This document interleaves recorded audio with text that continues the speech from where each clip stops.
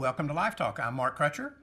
And I'm Renee Hobbs. Thanks for joining us. And this is, May 15th? It is the 15th. Yesterday was my son's birthday. He turned 19. Really? One more year and he won't be a teenager anymore. So you have 3 Mother's Day, reason to be a happy mother for Mother's Day. Absolutely. Right. Yes. Yep. Well, anyway, this Mother's Day every year brings up something that it infuriates me, and I think it's the reason the pro aborts do it, is just to get under our skin. Oh, yeah. They know how to do that for sure. Every year, Planned Parenthood and Cecile Richards, the president of Planned Parenthood, does something to celebrate, quote-unquote, Mother's Day. The other day, she sent out a quote on Mother's Day, says, quote, "Nothing says I love you, Mom, like standing up for the right of mothers everywhere to get the care they need." Well, first off, abortion is not care, Right. and it's certainly not health care. The gall of these people, you would think if they had any pride, any sense of decency whatsoever, Mother's Day would be the one day of the year they'd crawl into a hole somewhere and not say anything. If I were doing what they're doing, I wouldn't want to draw attention to it by talking about the relationship between mothers and children. Well, they're just trying to change the stigma is all they're trying to do, and it's insulting. Yes. And those women that have had an abortion, that are post-abortive, that may regret it, do you realize how hard this is on some of those Right. women? Right. This is insulting. It is. I mean, it's just a slap in the face. It is.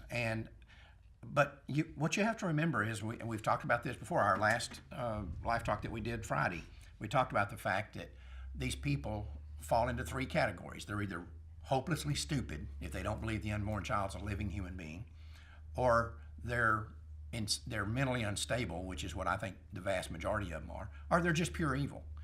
And I think that Cecile Richards falls into that pure evil combination with maybe a little mentally unstable. But this is a classic example of it. No one in the history of the world has destroyed more child-parent relationships than Planned Parenthood. Nobody. Yeah. Nobody has destroyed more of those relationships. Right. And to sit here and say, nothing says I love you, Mom, like standing up for the right of mothers everywhere to get the care they need, as if abortion, like you say, is health care, which Right. it obviously isn't.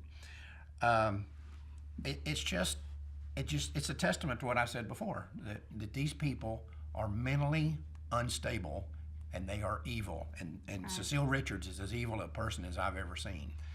That is true. To sit there and say things like this on Mother's Day. Right. And, they're always complaining about us showing the graphic images of abortion and how that could affect women who have abortions. And because we show them what Planned Parenthood did to them, then that's going to destroy those women. But like you said, what about the women who, and we talk to them all the time, who are suicidal or who truly regret their abortions? Right. What does talking about abortion on Mother's Day do to those women?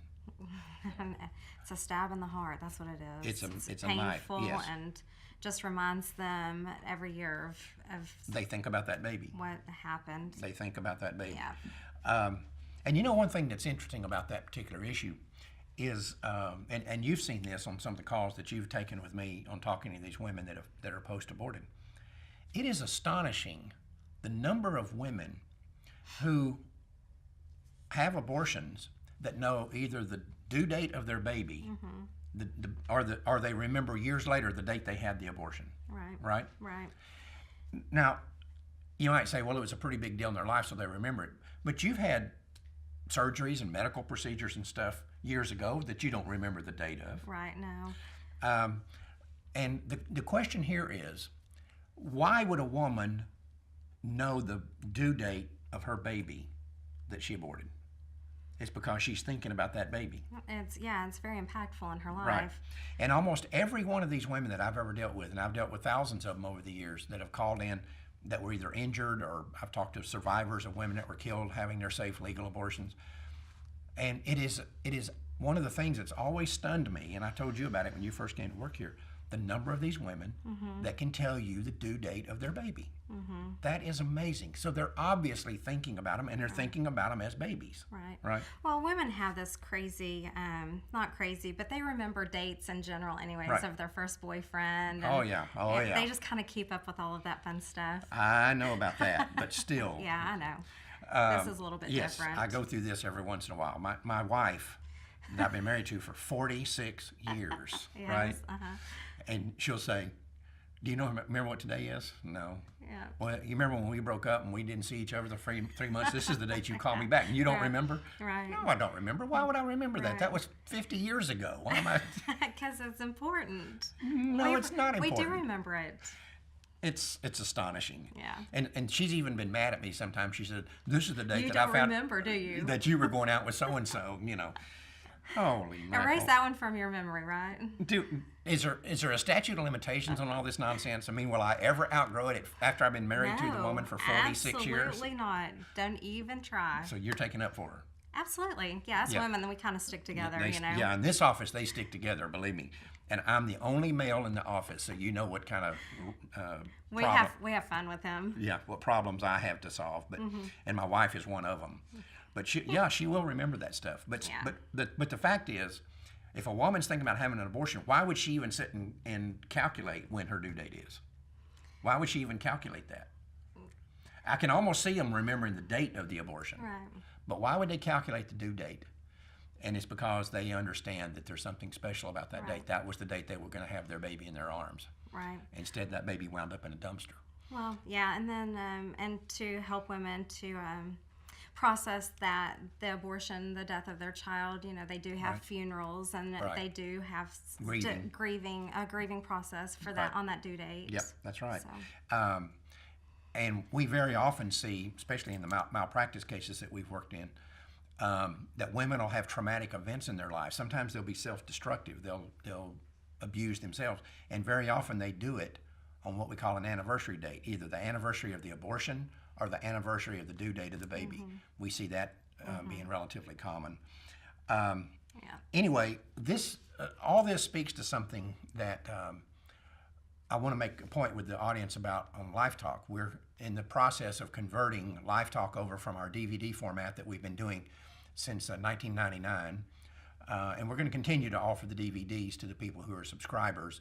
And what they're going to be getting is copies of the shows that we do throughout the month, like this one. But anyway, we're converting over, and we're in the middle of that conversion. And we've already, as you've seen, if you've been watching, we've already made some updates in the new set and the new lighting and so forth. And we're going to be making some more so that we have a better visual and also better audio. You'll be getting better audio in the future.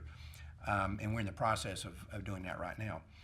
And of course, we have to continue to do shows while we're doing that. So it's an ongoing process. Right. And the reason why we're doing all of this is to bring everybody up to date on what's going on in the pro-life movement. Right. Exactly. And, you know, as you know, Renee, from having worked here all these years, for 6 years now, we see things in the battle that the average person out there who doesn't work in this 24/7 simply doesn't get to see. Right.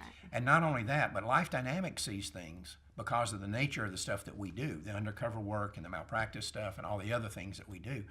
We see things that even other pro-life groups don't see. And you've had that experience since you've been here, talking to other national leaders of pro-life organizations. Right. You know stuff they've never even heard of. Yeah, right. We get the inside scoop. Right. Yeah. And so what we're going to try to do with this show as we continue on is bringing you that kind of behind-the-scenes stuff that you have really no way of accessing because you don't work in it 24/7. You don't work at Life Dynamics. And we're going to start using this new LifeTalk format on social media to make you aware of those things. But there's something we need from you too. We need you, when you see one of these presentations, one of these shows, get it out to everybody that you know. Social media is about expanding your reach. It's almost like multi-level marketing. You know, you tell somebody, and then they tell two somebodies, and then they tell four somebodies, and it just pretty soon you got 1 million people being educated about what goes on in the abortion industry. So, and we all need to be educated. We all need to know what's going on. Absolutely. We see things happening. This new project that you and I are working on that we can't talk about yet, we're seeing stuff happen related to that project that we didn't know was happening. Right. Yeah. So, and it's going to be pretty dramatic when we're able to bring it out to the public. But the point is that we need you to help be our multi-level marketers. We need you to go out and talk about LifeTalk on Facebook Live or YouTube Live or wherever you see it. But then also use social media to get it out to everybody that you know and to encourage them to get it out to everybody that they know. Just education. Right, yep. That's right. So anyway, we really, really need your help on that. And we talk about the fact that we need the people out in the audience to help us, because we can't do everything here at Life Dynamics. There's only a few of us here. Our budgets are small. We're not like Planned Parenthood. We don't get $1.5 million a day from the federal government. We have to fight against that without those resources. But we need you to help us out there in the field to get this information out. Or it really doesn't do us any good to put it out.